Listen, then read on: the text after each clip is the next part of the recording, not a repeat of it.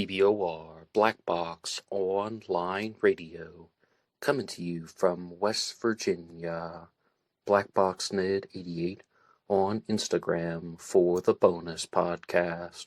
And welcome to BBOR, the home of true crime talk radio and your premier destination for unsolved mysteries, criminal psychology, and exploring the dark side of cyberspace. My name is Ned DeHaan, and I am your host, as well as the creator of AstroPsych 400 here on YouTube, and regular contributor to the Zodiac Killer channel. And a great way to support these shows is just by listening to some more content. But you can also go over to Amazon.com and have a look at the book Killer on a White Horse, written by me, Ned DeHaan. It is a novel, murder mystery, inspired by the Zodiac Manson connection, but it is indeed fictional. However, who doesn't love a good mystery? And there is always the TeeSpring page. Feel free to check out some of the merchandise. And remember, being weird is not a crime. Let the show begin.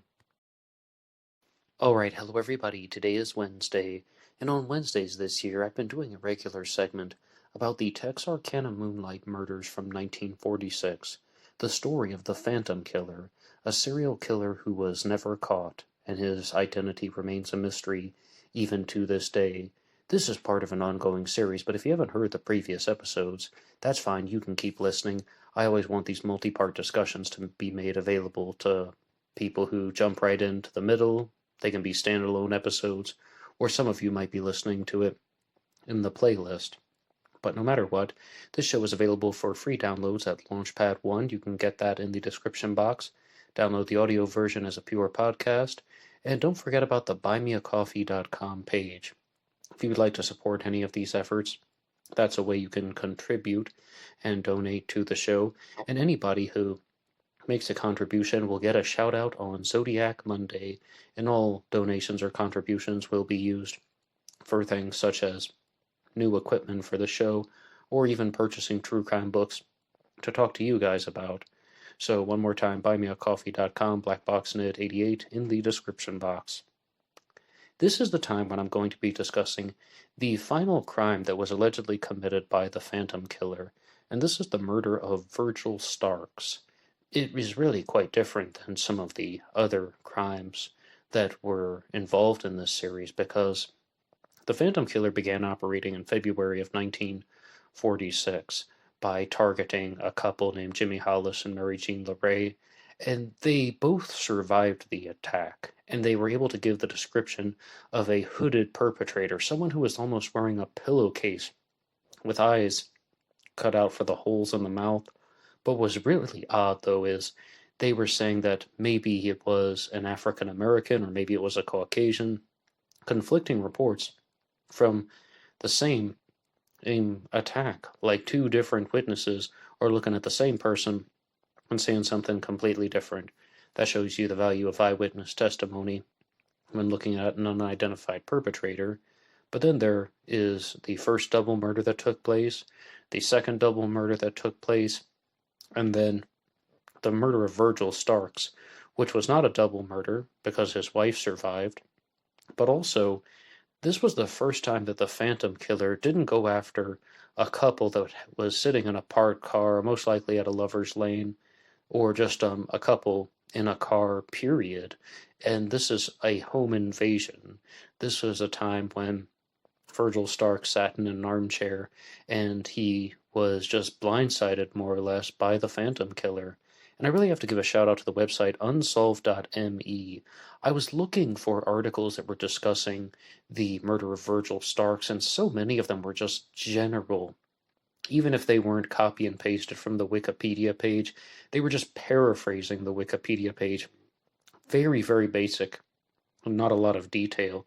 So I might be relying on this source a little bit too much in this episode, but I really did appreciate how they arranged their discussion on the murder of Virgil Starks. To have a read, Walter Virgil Starks was born on April 3rd of 1909. He was born to a farming family in the area of Texarkana, Arkansas, and over time he would go by his middle name, Virgil. In his childhood, Virgil met a girl named Catherine Strickland, who went by her own nickname, Katie. Like Virgil, she was born in 1909, but a few months after him, on September 25th. The two would remain friends throughout their childhood as they began growing through adolescence. Their friendship took a more romantic turn. On March 2nd of 1932, they were both 22 years old and they decided to marry. They became Mr. and Mrs. Virgil Starks, and soon thereafter would move to a modern ranch-styled house just northeast of Texarkana. This home, which was on a 500-acre farm, would become the Starks' marital home. Virgil worked primarily as a farmer, but would occasionally do welding work for neighboring farms, and that is very important because pieces and items that were connected to Virgil Starks' welding shop might implicate a suspect in the Texarkana Moonlight Murders. The home they lived in was just across the street from Katie's sister and within 2 miles of Virgil's brother and father. The two would have no children but lived a comfortable life. They enjoyed one another's company and they grew to love each other dearly. May 3rd, 1946, was just like any other Friday for Virgil and Katie Starks. Virgil, now 37, called it quits early in the evening.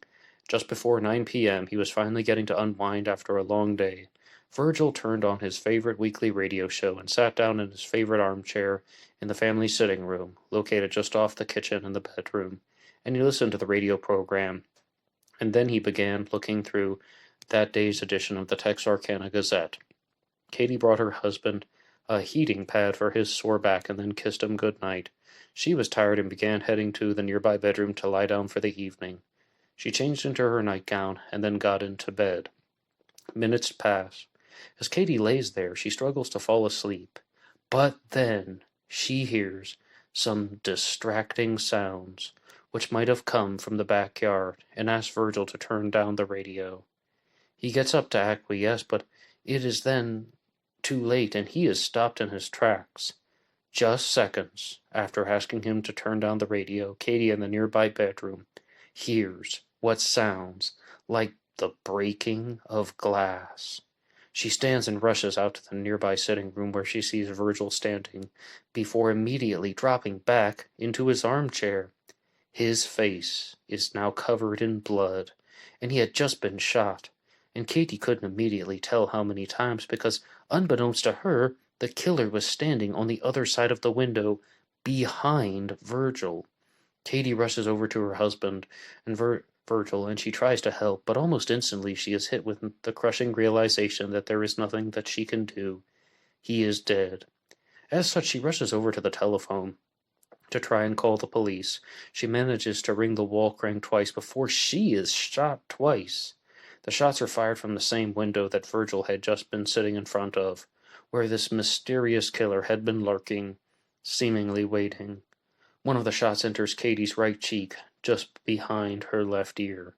She drops to her knees, ending the phone call before it even started, and we will learn about how Katie is going to be a survivor, even though she has some very severe pain to her facial nerves, which is mostly capable of crippling anyone weak of heart, but Katie perseveres.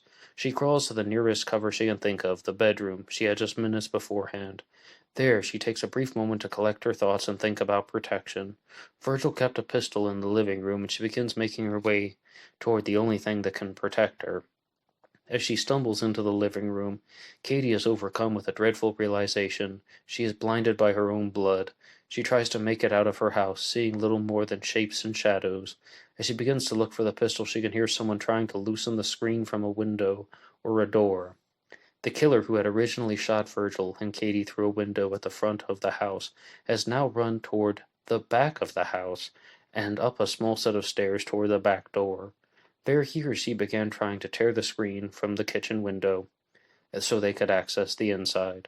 Katie decides to exit the house. Barefoot and still wearing her nightgown, which was now soaked in blood, Katie runs across the street to her sister and brother-in-law's home. Unfortunately, no one was home at the time, so Katie runs another 50 or so yards to the neighbor, A.V. Prater. Thankfully, Prater was at home and awake, and he rushes to help Katie, who manages to get the word "Virgil's dead" out before collapsing. Prater grabs one of his rifles and fires into the air to alarm some of the neighbors. And I'm sure some of you are already thinking about some very clear details, because this is so different than the crimes that had been previously been committed by the Phantom Killer, and some points that will be shared later on are that the first crime, as we said, had two surviving victims, and they were not even shot. They were bludgeoned or hit with some type of blunt object. In the episode that I did about the attack on Jimmy Hollis and Mary Jean LeRae, it said very clearly in most sources said clearly that they were beaten with the gun itself, but other things that I was just reading earlier today were suggesting that maybe they were struck with a different type of blunt object. A killer can carry more than one weapon, right? But with the two double murders that the Phantom Killer allegedly committed next, the authorities have stated very clearly that the same weapon was used, a .32 caliber pistol, and to be more precise, a .32 caliber automatic pistol. This time, with the murder of Virgil Starks and the shooting of his wife Katie, they are shot with a .22. And why? Why did the killer decide to use the same firearm twice and then use a different firearm a couple weeks later? It really is quite bizarre and perplexing. And did the killer just have more than one gun and decide to come out with a different gun? Or is this something that is completely different altogether? Back in 2019, I first learned about the Texarkana Moonlight Murders, and I thought that this was just a set of 5 murders that were committed by the same person back in 1946, and I didn't question the likelihood of whether or not there were connections among them. I just accepted that that was a fact or that it was gospel. However, reading about this now, the murder of Virgil Starks seems so different, and all of the hallmarks of the Phantom Killer that I would expect are there are not. They should be there, but they are not. The .32 caliber firearm, even if there was just a sighting of a man with the pillowcase over his head, that would be something. But by this time, this is the final attack. Everybody knows about the Phantom Killer. The media has even created the name the Phantom Killer. The Phantom Killer wasn't bragging and trying to get people to recognize the name the Phantom Killer. He's not writing in letters saying this is the Phantom Killer speaking. This was something that was attributed to him by the media. So, one theory with the murder of Virgil Starks is that this was not the same killer at all. Instead, this was someone who was trying to murder them and pass it off as being the Phantom Killer. And you can respond to that in the comment section down below if you think that that is a plausible theory.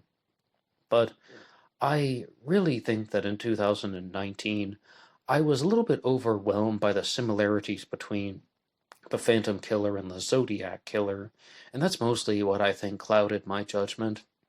And that's why I was reading about the murder of Virgil Starks and just simply thinking about how the Zodiac Killer went after couples at lovers' lanes, then on the final attack deviated from that and murdered a taxi driver, Paul Stein. And the murder of Virgil Starks also has a deviation from the Phantom Killer's pattern. And I was just like, well, look at all these similarities. And I know that not every person who follows this program is in agreement with me, but I definitely do believe that the Zodiac Killer studied the Phantom Killer, or at the very least, he was intensely familiar with it. He knew perhaps a lot of the details, and he might have accepted that the 5 confirmed murders of the Phantom Killer were somewhat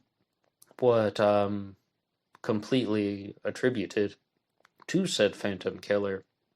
I definitely did when I first learned about this, but reading about this now, it really just seems like there's a lot of room for doubt that there's any type of actual Phantom Killer connection between the murder of Virgil Starks and the previous 3 attacks.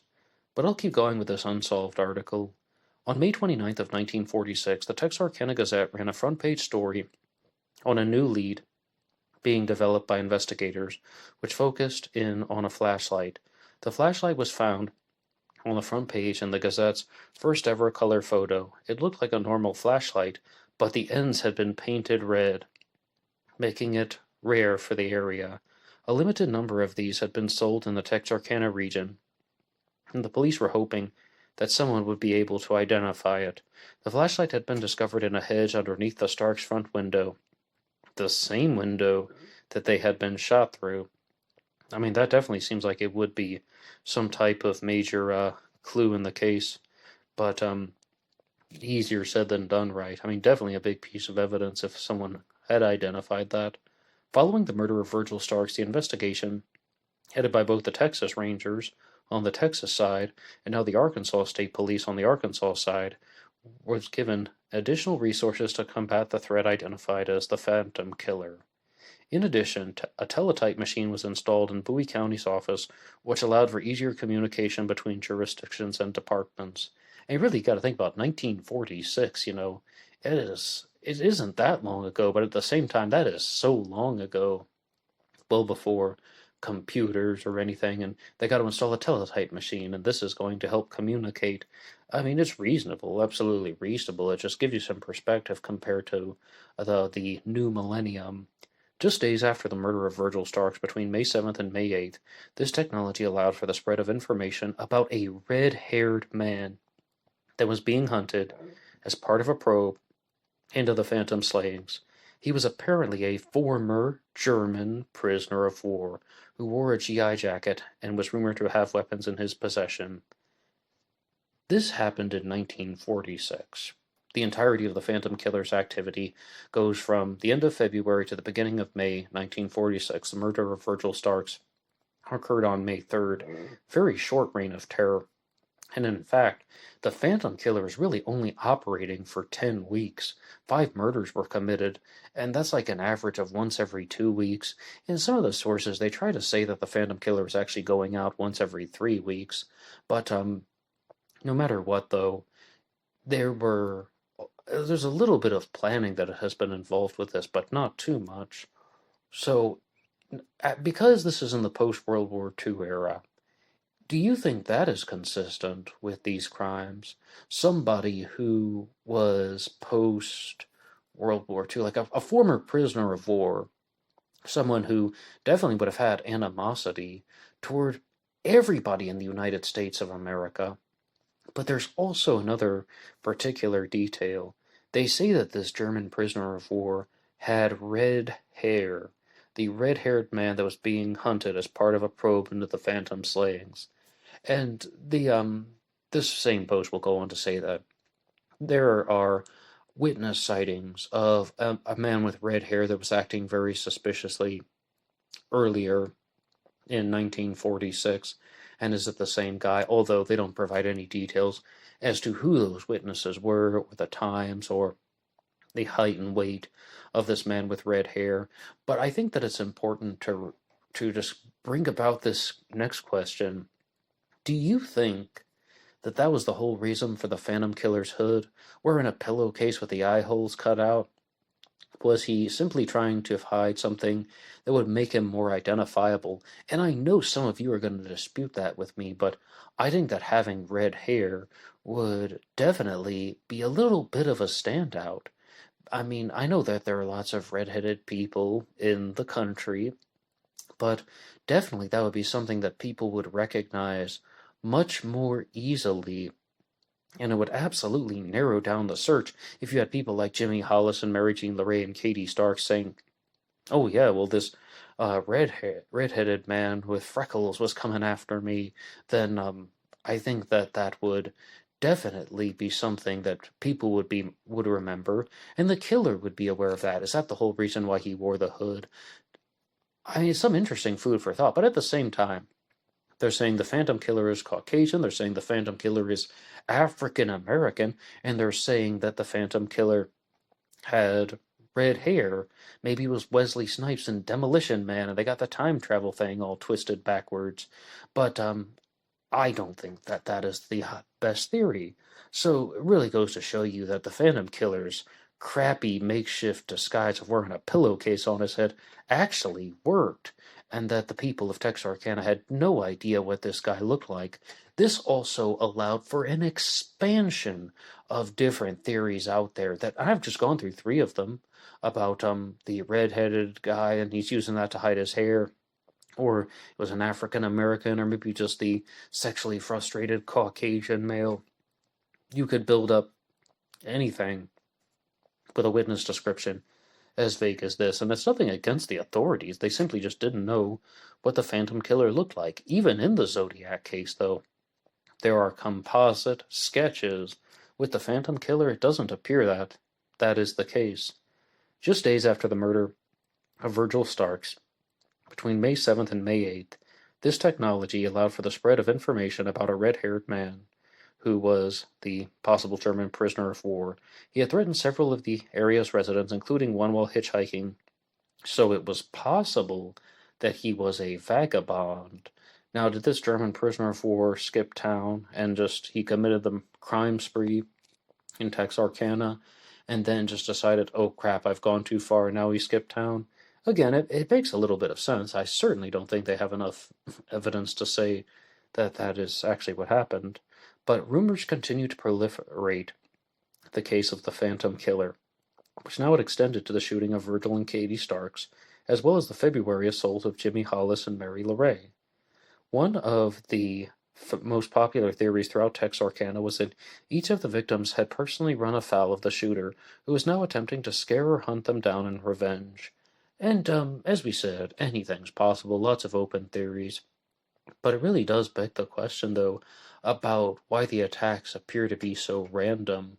And, it also doesn't, it really almost seems like killing is the primary motive for the Phantom Killer, and this person is just trying to be a homicidal maniac, as opposed to targeting specific people.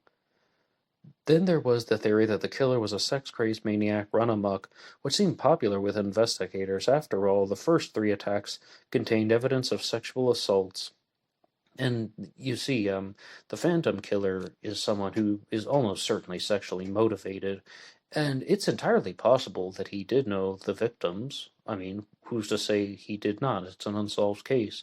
But this also seems like a more powerful motive, sexual thinking, sexual motivations, sexually driven tension. I think that that is a more plausible theory. And if you want to dispute that with me in the comment section, please feel free to do so.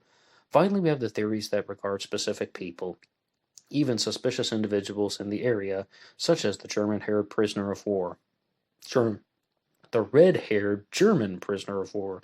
I jumbled that a little bit.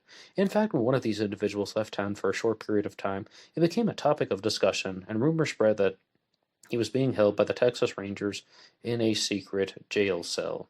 And this led to just a whole bunch of rumors that people were spreading all around, and even the authorities had to issue multiple statements that please don't go around spreading rumors if you're not certain of what happened. Then the next step is that there will be confessions in this case. And if you ever watched the movie The Town That Dreaded Sundown, like the one from the 1970s, they show some people interacting with the Ranger Lone Wolf Gonzalez, and there's this guy who's confessing to the crimes, and they said, yep, he did it, he'll even show us where he threw the gun into the river. And they're trying to present that it's a bogus confession, but someone is really passionately saying that they were the Phantom Killer. And what is this leading to? False confessions. Now, I will read one of them for you, and you can respond to it, but this is the confession of Ralph B. Bauman, B-A-U-M-A-N-N. A man named Ralph B. Bauman confessed his involvement in the Texarkana murders to Los Angeles police. Bauman was an ex-Army Air Force veteran, and he had red hair, much like the descriptions of the odd man reported by Texarkana residents. Bauman claimed to have been in a subconscious coma for several weeks before waking up and running away from something bad. He said that after waking up, he learned about the killings and he felt that he might have been responsible, so he hitchhiked out west and ended up in California. He was viewed as a pretty realistic suspect because he matched the physical description of the attacker. In addition, he was very good with firearms, having served in the military as a gunner. And after waking up from the perceived coma, he couldn't find his rifle. Investigators heard out this young man's confession, but felt that he offered no new details. All of his information could have been learned from the radio or newspaper reportings. It was also discovered that he had been discharged from the military for being psychoneurotic. And, I mean, that's a term that I don't encounter too frequently in these true crime episodes, psychoneurotic. But, when I first read that, I was like, oh, wow, that actually seems like a really plausible confession. This guy, Ralph Bauman, all right, he had some type of blackout state, and he may have committed the murders, and he realized what he had done, so he got on either a train or some hitchhiking and went out to California to get away from it. Then he decided to come clean. But then I began to think about how plausible would it be that someone is just going to be blacking out in this type of, what do they say, subconscious coma, and he's not going to remember 2.5 months of his life. I found that to be a little bit harder to believe. It happens. Oh, it happens. People forget large extended pieces of their lives, especially if there's some type of head trauma, so to speak. But the more I began to think about it, the less likely I think that all of those things would have been put in place, that he forgot everything and then all of a sudden began to think that he suddenly just comes back to him, oh yeah, maybe I was the Phantom Killer. This seems almost like someone who is not completely sure of what he's saying, partnered with the fact that he was called psychoneurotic. As panic and paranoia tightened their grip around Texarkana, businesses began to experience a 20% drop in activity. On more than one occasion, this nearly led to an altercation between vigilante teens and police officers who were in the streets and eyed vehicles skeptically. And I'll jump ahead to one part because they also talk about the psychological profile of the Phantom Killer, and this was created by Dr. Anthony LaPalla, a psychologist at the Federal Correctional Institute in Texarkana, who was called upon by the Texarkana Gazette following the murder of Virgil Starks. The paper wanted to gain a better understanding of the criminal's motivation, and Dr. LaPalla created an early kind of psychological profile for the Phantom. Dr. LaPalla believed that the killer would continue to strike at random. Well, it's entirely possible that that did happen, but as we said, Virgil Starks was the final confirmed victim of the Phantom Killer, so that's one strike against this guy already. He believed that this was his calling card, and he likely relished the thrill of the random nature of the attack. Dr. LaPalla also believed that the 4 crimes were connected, as in he believed without a doubt that the murder of Virgil Starks and the shooting of Katie Starks could be linked to the other 3 crimes. How, though? I'm not saying that Virgil Starks was killed by somebody else.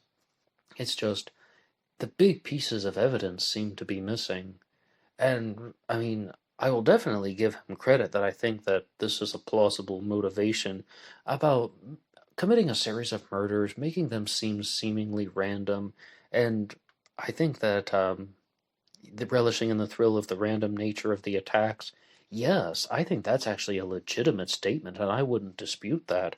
But this whole thing about insisting that the murder of Virgil Starks was the Phantom Killer, it looks like there could be several other possibilities, and I don't even really want to say this one, because I don't remember where I read it.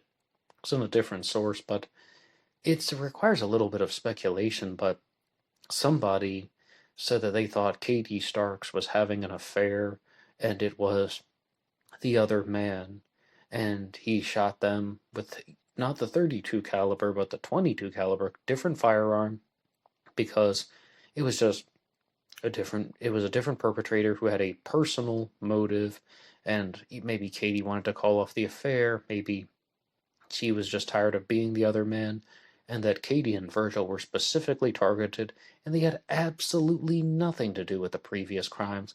Now, was Katie Starks having an affair? I don't know, so I can't endorse any type of theory like that, but somebody did share that, and I wanted to include it all the same. Now let's hear more from this psychologist, Dr. Anthony LaPalla, nice name. Dr. LaPalla described the killer as being intelligent, clever, and shrewd, who was likely following the case closely in the media. He described the Phantom as being between his mid-30s and mid-50s, who lived a normal life appearing to be a good citizen in his personal life. He was likely motivated by a strong sexual component, indicating that he was a sadist of sorts, and that he was most likely not a veteran. Dr. LaPalla insisted this by stating that he had been in the war and his maniacal tendencies would have presented themselves differently. Like, I'll appreciate a statement like that, and I won't dispute that one too heavily because, some first-hand experience. The part that I'm most curious about is this age, 30 years to 50 years old. Sometimes I tend to think that the Phantom Killer was on the younger side. I've said very clearly about the Zodiac Killer case that I think the Zodiac Killer was between the early 30s and the early 40s. Now, the Phantom Killer, I could see him as young as a teenager, to be honest, going after the lovers' lanes, as well as some the lack of sophistication in the crimes also seems to have come from somewhat of an immature mind.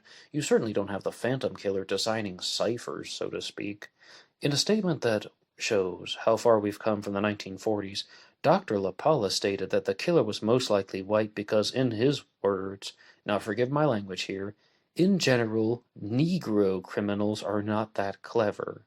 Well, that's a giant load of crap. I mean, like, this unsolved article even calls that out. But I mean, there is a witness citing from someone who says that the killer was African American. I would put that so much higher on the list than some guy just saying that certain people aren't smart enough to have committed a crime like that. Putting a pillowcase on someone's head and shooting people when there's no one else around. That's the thing with the Phantom Killer. These are not extremely intelligent murders, going after people in secluded areas with a gun and they don't have a gun and shooting them. It really isn't some type of brilliant masterwork. That's why I tend to agree with the statement that these are sexually driven thrill kills. I mean, Dr. Anthony and I are mostly in agreement with that. Anthony LaPalla described the last attack on the Starks home as a natural outlier. He indicated that the killer had to strike a new target because he knew that his usual hunting grounds, lovers' lanes, were being patrolled by local cops and vigilante groups. Alright, this is a little bit better. This meant that he needed to find another venue for his aggression, so he focused on the Starks farm. I can follow that much, and again, that seems like a reasonably insightful statement. In Dr. LaPalla's summation, the killer was a threat and needed to be neutralized. Ah, yes, but there are no confirmed crimes committed by the Phantom Killer once again.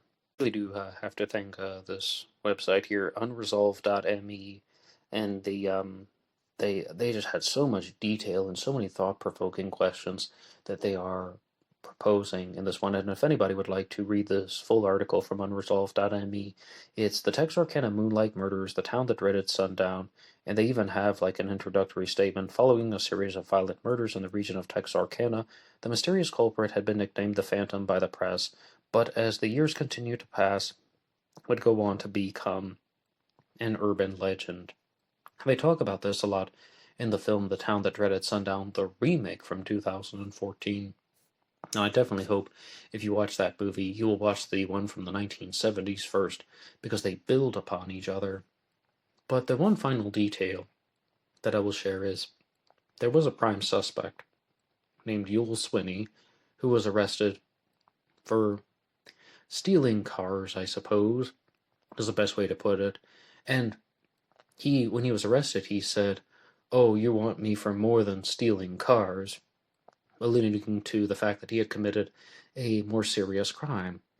And Yule Swinney was allegedly in the possession of some type of item from the Starks welding shop that was on the property. So did that not suggest there's some type of first-hand connection between Yule Swinney and one of the crime scenes? I think absolutely yes. But do I think that Yule Swinney was the Phantom Killer? No.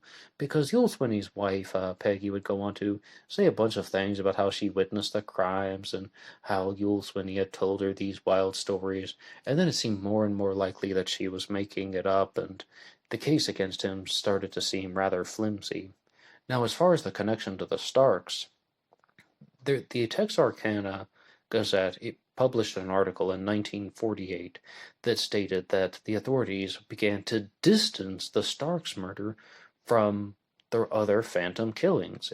You can read it online, or even the Wikipedia page for the Phantom Killer cites this news article that the Texarkana Gazette is talking about how the authorities are saying that it's now rather unlikely that the same person, the Phantom Killer, committed the murder of Virgil Starks. This could have been an unrelated shooting, or if it is related, some people are proposing that somebody was trying to pass off this crime as that of the Phantom Killer. Maybe either Virgil or Katie Starks was targeted for a specific reason, and I think that that is somewhat of a plausible hypothesis, and I don't want to outright say that the Phantom Killer did not murder Virgil Starks, because it is unsolved. But what I will say, very plainly, is that all of the evidence that I would expect should be there is not there. What do you think happened with the Texarkana Moonlight Murders of 1946? Do you believe there was a single killer, or did somebody else commit the murder of Virgil Starks? Is this crime just too different to be that of the Phantom Killer, or is it just what Dr. LaPala said, that this guy found that his normal targets, the people at Lovers Lanes, would be too predictable, so he went after a couple in the house. He's a sexually motivated killer, and he wanted to keep going because he got off on it, and then he was so bothered by the response of Katie Starks, or he saw how easily a victim survived. He came close to getting caught. He probably heard the gunshot that was fired, the rifle that was fired in the air to scare him off. So then he's like, you know what, I'm just going to skip town and never come back. Like, what do you think, though? I'm leaning toward this being a different killer, but I have found, though, like, say, for example, with the Zodiac mystery, once again, the more I look into it, the more it actually seems like the differences in the crimes come from a single planning mind. But what do you think? Please put your ideas in the comment section down below. And you can also weigh in on the suspects, Yul Swinney, the German prisoner of war, and maybe I'll do a larger episode on the suspects so I can talk about Duty Tennyson, another one of the prime suspects out there, and the Bauman confession. So many things that can be used in this ongoing series. Thank you so much for listening to this episode. Anybody can write the show at BlackBoxOnlineRadio at AOL.com. You can also get me on Facebook. My personal Facebook is in the description box, and there is always BlackBoxNed88 on Instagram. And I will see you over there for the bonus podcast. Until next time.